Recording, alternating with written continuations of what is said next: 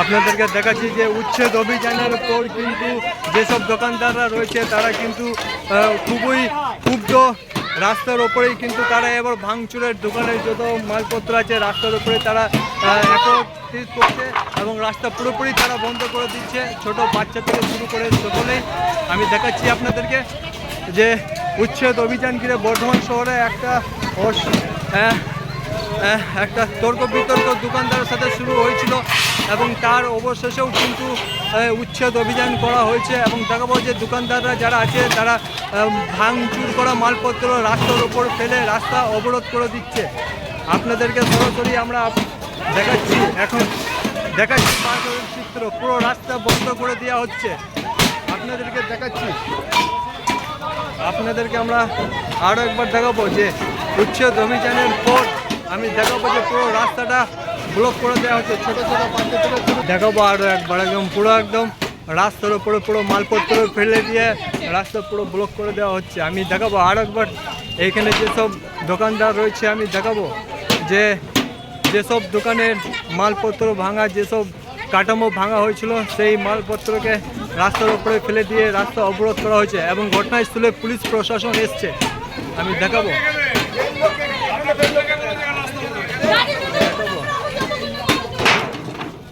দেখাবো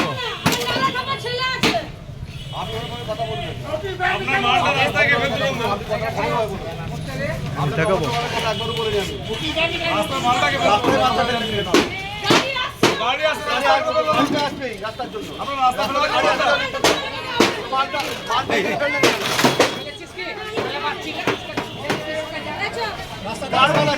দেখাবো আমি দেখাবো যে ঘটনাস্থলে পুলিশ প্রশাসন রয়েছে। দেখাচ্ছি আপনাদেরকে ঘটনাস্থলের চিত্র।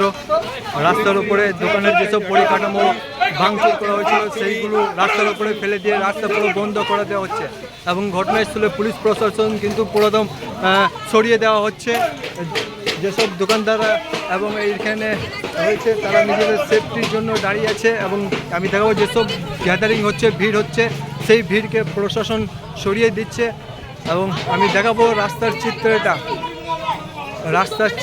দেখাবো, রাস্তার চিত্রটা আমি দেখাবো যে র্যাব বাহিনী কিন্তু এখানে রয়েছে যাতে রাস্তা স্বাভাবিক অবস্থায় থাকে, তার জন্য র্যাব বাহিনী এসছে এবং রাস্তার উপরে যেসব মালপত্র ফেলা আছে সেইগুলোকে সরাবার ব্যবস্থা করছে।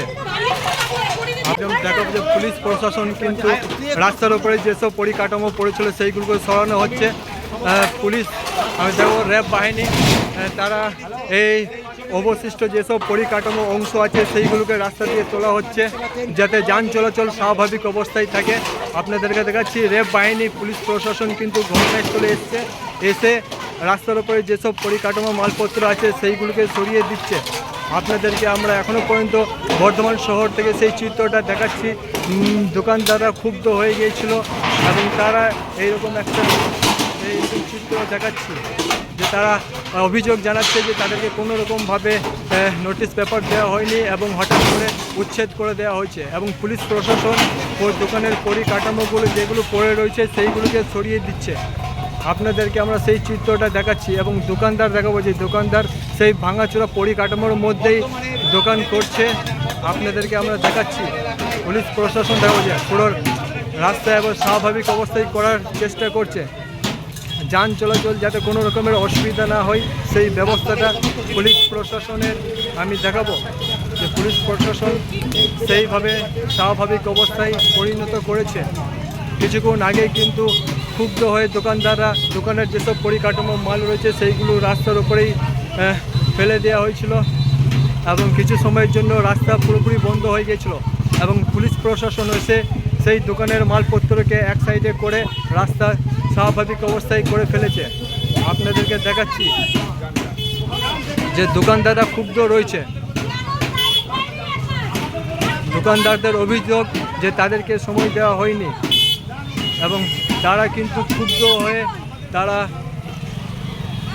রাস্তায় আমি দেখাবো যে দোকানে একের পর এক চিত্র দেখাবো যে উচ্ছেদ অভিযান ঘিরে কিন্তু বর্ধমান শহরে একটা অশান্তির পরিবেশ সৃষ্টি হয়েছিল। আপনাদেরকে আমরা সেই চিত্রটা দেখাচ্ছি। একদিকে উচ্ছেদ অভিযান করা হয়েছে এবং আর একদিকে আমি দেখাচ্ছি আপনাদেরকে যে রাস্তার সাইডে মালপত্র রাখা রয়েছে এবং অনেকই মালপত্র হয়তো ক্ষয়ক্ষতি হয়েছে এইরকম দোকানদারদের একটা অভিযোগ রয়েছে এবং দেখাবো যে এখন পর্যন্ত স্বাভাবিক অবস্থা হয়ে গিয়েছে। নাহলে এত মাল নষ্ট হতো, নোটিশ দেয় না বলেই তো নষ্ট হয়ে যাচ্ছে। সবারই হয়েছে, সবারই হয়েছে এখানে, আমাদের একার নেই তো। কটার সময় হয়েছে এটা? এটা কটার সময় হলো? ওই প্রায় আপনার 11টা থেকে চালু হয়েছে ওই মোড় থেকে, আর এখন বাজে 1:30টার মধ্যে কমপ্লিট। কিসের দোকান ছিল এটা? আমাদের ডেকোরেশনের দোকান ছিল, বেলুনের। কীরকম ক্ষয়ক্ষতি হয়েছে? ক্ষয়ক্ষতি অনেকই হয়েছে, দেখুন এখন একটা মাল বেরোয় না, সব নষ্ট হয়ে গেছে। একটা আমাদের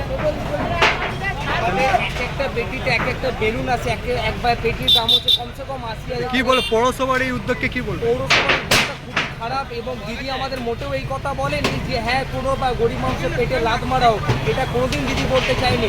আর যে আমাদেরকে এমনভাবে একটা হ্যারেস করা হলো, এমনভাবে আমাদের গরিব মানুষদের একটা ভুল জিনিস করা হলো, কোনো ডিসিশন না নিয়ে একবার আমাদেরকে অন্তত মৌখিক বলতে পারতো। আমাদেরকে নোটিশ নাই বা দিল, মৌখিক পর্যন্ত বলার দায়িত্ব ছিল। এটা আমাদের রাজ্য সরকার, আমাদের দিদির দরকার ছিল, আমাদের সিএম এর দরকার ছিল, কিন্তু আমাদের সিএম সে কাজ করেনি। আমরা বিধানসভা গেল, বিধানসভা এত ভালো ফলাফল করেছিলাম, কেন দিদির এই কাজ করার জন্যে মোটেও ভাবিনি। এবার লোকসভা আসছে, বিধানসভা আবার আসছে, আর কি বলবো না। কি নাম? আমার সন্দীপ গুপ্তা। কত বছর ধরে দোকান করছেন? আমাদের কাছে 30 বছর ধরে ব্যবসা আছে।